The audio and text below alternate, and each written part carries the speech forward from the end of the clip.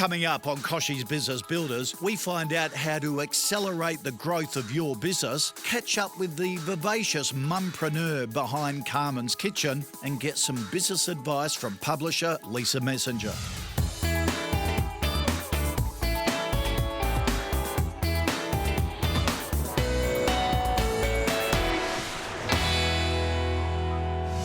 Hi, and thanks for tuning in to KBB. Today we start off in regional New South Wales, looking at how to inject growth into a busy farm with tips that can be applied to any ambitious business.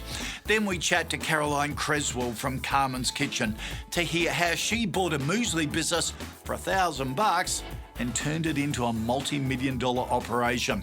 Plus, there are business tips from publishing superstar Lisa Messenger, and we assess one of your business pitches. So, lots ahead. Let's get started with news you can use.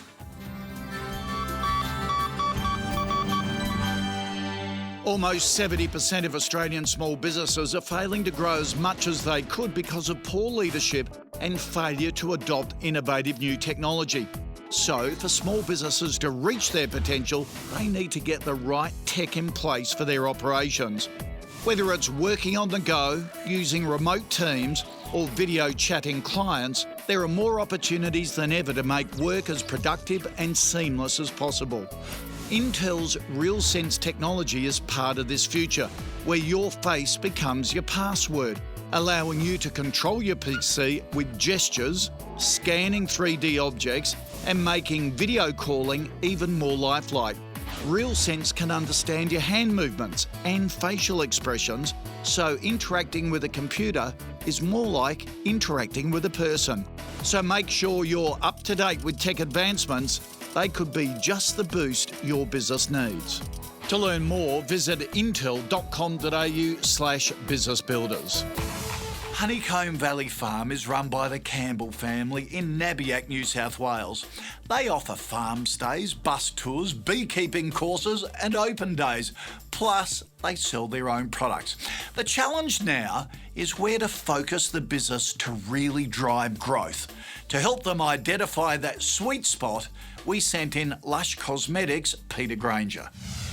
Anna, you have such an amazing farm down here. It really is really amazing. Tell us about how you got started. So about 10 years ago, we decided we really wanted to make a difference, and we thought the way to do that was to try and connect people with the land, with food, with health, with sustainability ideas. So set up originally the farm stay, and then it's kind of grown from there. So what kind of things do you do here on the farm? So we've got the farm stay, so we do experiences as well, so Yep. beekeeping courses, we do tours for coach groups, and then we make and grow a lot of things.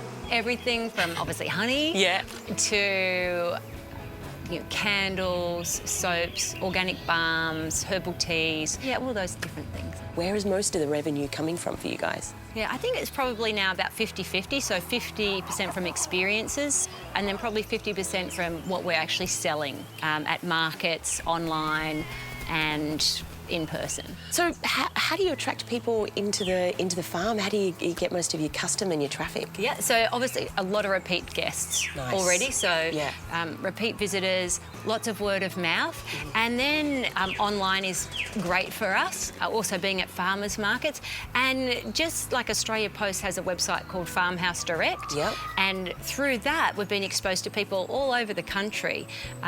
They've got a great base of people who love buying direct from the farm gate. So how do you feel about the business now? What's keeping you up at night? So I suppose we're trying to think, we're at a crossroads. We have all these other things we want to explore as well. What's keeping us up is working out where are the opportunities that we should really focus on. It's hard to know. Yeah.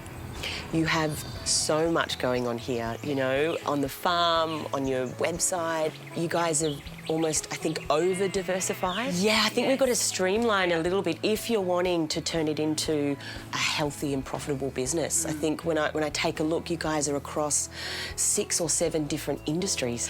Maybe you've got to think about, I guess, what kind of legacy you want to leave.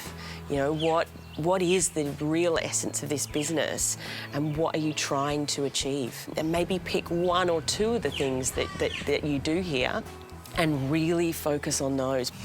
After the break, Peter tells Anna where she should focus her efforts for the best revenue results. Don't miss it.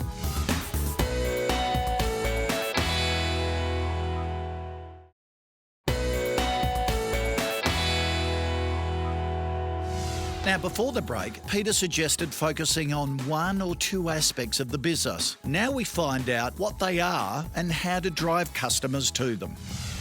So, Anna, you have a very inspirational place here. Come here this morning, feel so inspired by all the things that you've got going on.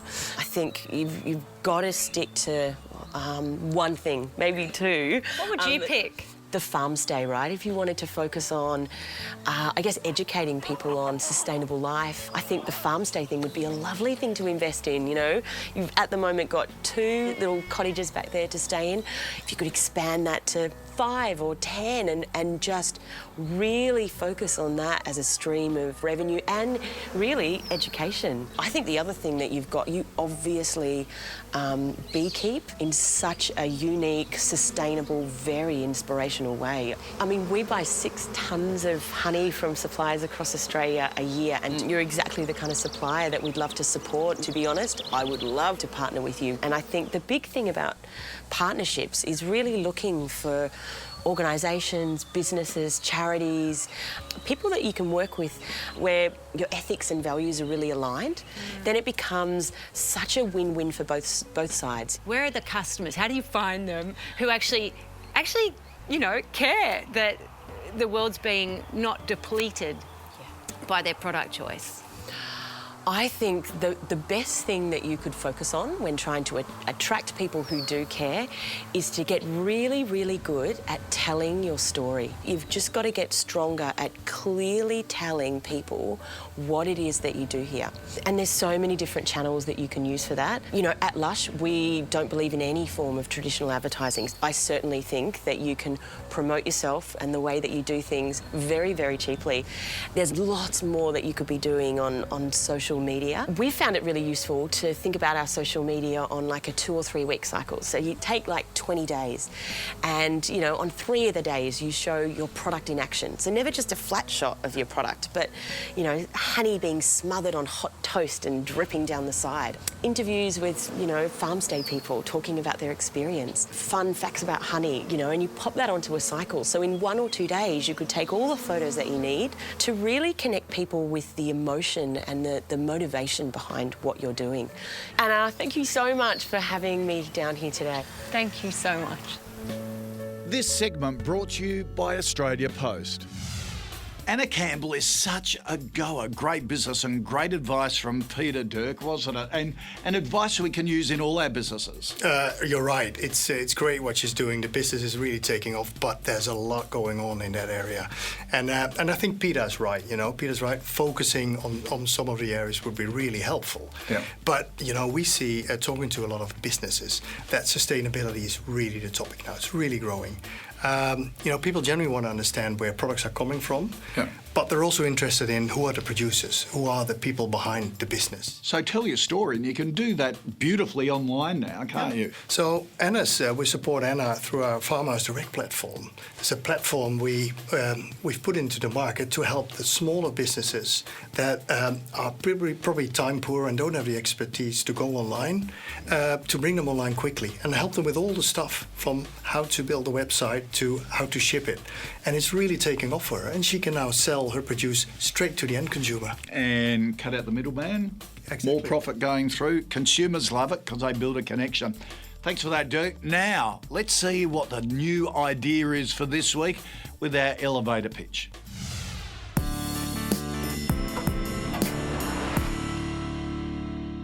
Hi, my name is Dale Foster and my idea is Green Dockets. Green Dockets is a cloud service that keeps all your receipts in one spot. A while ago, I lost a receipt because I couldn't remember if it was in my emails, computer files, or in my paper collection. So I developed a patented method that works with any Microsoft Windows XP or later system without modifying the business's software. Once it's in the cloud, it is kept for 8 years and can be viewed, printed, downloaded, or shared with a friend, an accountant, or even an employer's Green Dockets account for claiming expenses. There are no costs to the customer, and the business only pays a small fee for what they upload, saving them money. Green Dockets is a sustainable solution that will benefit individuals and businesses in measurable units. All right. Thank you for that, Dale. Bit of competition out there, isn't there, in that area? What do you think? Yeah, there's a lot of competition already out there, but I do like it. I like that he's taken the green angle to it as well. You know, it's like keeping it in the one place, you're not having all your paper, for instance. So he's taking a little bit of a different angle to it versus just a portal where everything is all in the one spot. Maybe just cutting through and making his product unique in some way may be the way to go about it, because it's already developed and it's already out there. Yeah. A lot of the retailers already send you electronic receipts. You can dump it into any Dropbox, Australia Post. There's a whole lot of competition out there doing the exact same thing right at the moment. The integration into the accounting software might be a good way to think about it. How he actually then pushes it into the tax would be a good approach to it. Yep. Yeah, I think with these, because there's a lot, like literally hundreds of people that do this in this space, it all comes down to the UI and UX. So what's the user experience going to be like? If it's easier than all the others, then everybody's going to use it. If it's not and complicated, then nobody's going to use it. So it's going to come down to making it easier than the hundreds of others. Okay, for Dale though, if there's lots out there, is it better to partner up with a big organisation, say with a big accounting software group or whatever? Perhaps because he has said that he had something that was proprietary.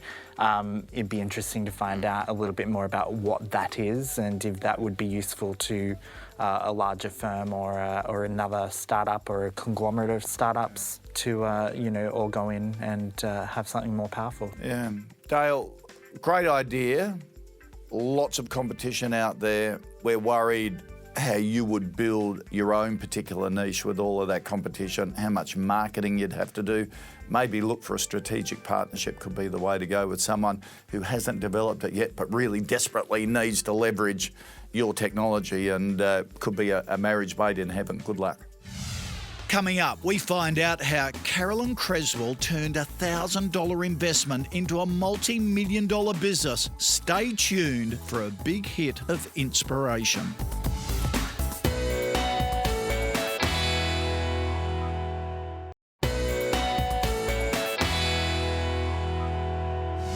As the founder of Carmen's Kitchen, Carolyn Creswell is one of Australia's best-known entrepreneurs.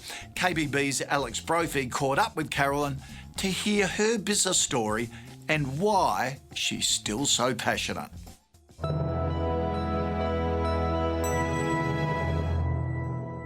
So, Carolyn, you're responsible for one of Australia's most fabled business stories, from an art student with $1,000 in her pocket to a multi-million-dollar business today. What are the most important ingredients for your growth over that time? I've just always tried to learn as I go and make tomorrow a little bit better than yesterday. So every 5 years I look back and go, wow, look how much better the company is now. I never anticipated, I can promise you, it would be as big as it is today, but I'm super proud. At what stage did you know that it was sustainable? Oh, probably not until about 5 years in. If I could have given up in the first 5 years, I absolutely would have, but it wasn't like you could just go in and resign and walk away. You know, I owed money to people and I wanted to do the right thing, and I was getting my brother to siphon petrol out of my mum's car. I was doing whatever I could to try and pay the bills. I had to run to the bank every day at 4 o'clock to make sure that I got the checks in so they wouldn't bounce overnight. You know, it was really incredibly tough. So was that the motivation, the financial pressure, or was there something else driving you?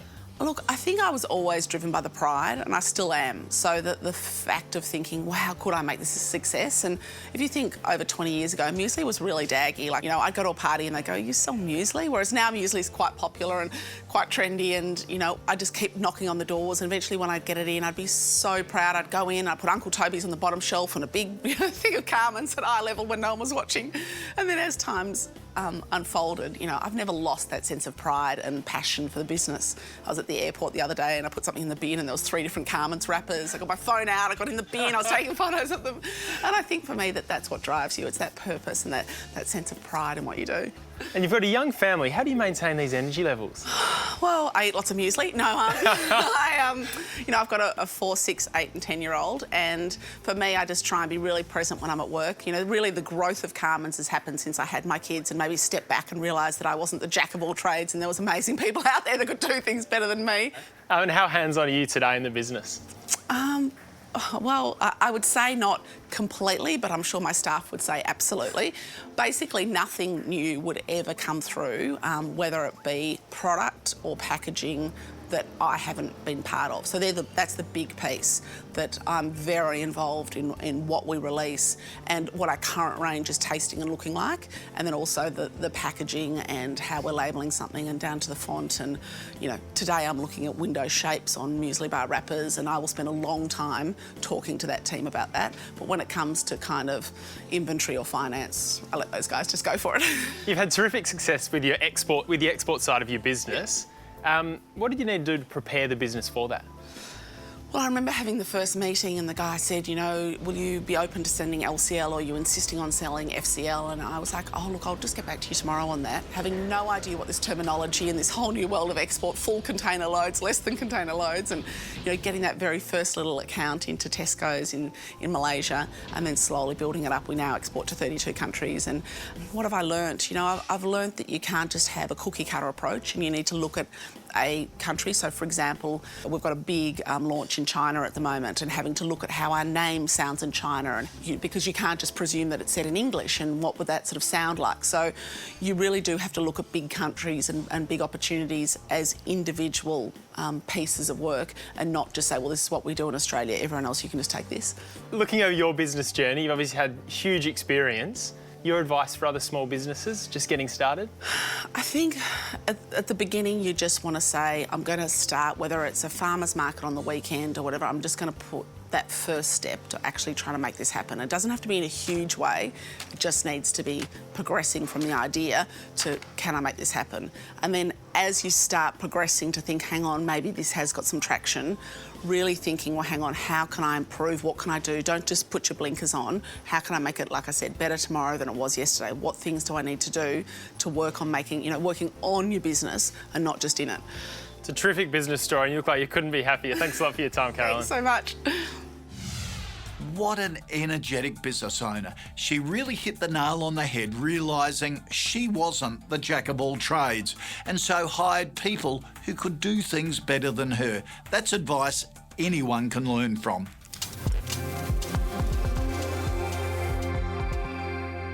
Hi, I'm Lisa Messenger, founder and editor-in-chief of The Collective, and I've got a few tips for having a successful business. My first thing is find your why. What are you passionate about? What makes you want to jump out of bed every single day? My second tip would be to fail fast. So don't think about laborious 100-page business plans, but get it out there, iterate, morph, pivot, change, just react to your community. The third thing would be to surround yourself with an extraordinary team. And the fourth thing would be to find people to collaborate with and get out there, find like-minded, non-competing partners that share similar customer profiles and start to do business with them. Business becomes really, really exciting, and there are no bounds when this happens. And the fifth thing is give back. Always find a way to do something bigger than yourself. And I think you'll have a really successful business. Good luck.